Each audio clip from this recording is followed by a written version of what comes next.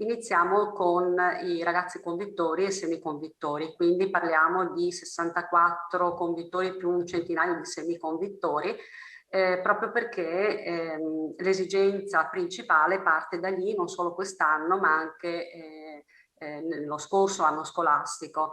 Saranno tra i primi a partecipare all'ambizioso progetto delle scuole Sentinella fortemente voluto dalla Regione del Veneto.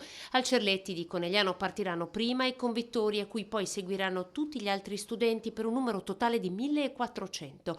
Uno screening fortemente auspicato anche dalla dirigente proprio in virtù della natura stessa del collegio in cui alcuni ragazzi convivono giorno e notte. Il timore di avere un focolaio inconvitto, insomma, è sempre stato dietro l'angolo. Siamo riusciti, grazie alla fortissima collaborazione con il Dipartimento di Prevenzione dell'UNS e la dottoressa Cibin, a tenere sotto controllo tutto lo scorso anno.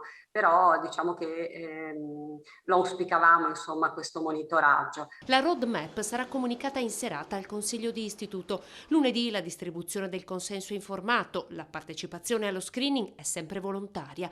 Martedì la consegna dei kit con le provette per effettuare il test a casa. Mercoledì 15 gli studenti effettueranno il test al mattino e i campioni saranno raccolti in aula e portati dall'azienda ai laboratori di microbiologia. Per quanto riguarda invece i convittori, lo faranno in convitto con l'assistenza della nostra infermiera, perché il convitto ha tra le sue figure professionali anche l'infermiera. La speranza è ora che l'adesione alla campagna di screening sia quanto più alta possibile, da qui l'appello rivolto dalla dirigente proprio alle famiglie. È un'opportunità di rimanere a scuola, di rimanere in presenza, di recuperare finalmente gli apprendimenti e la socialità.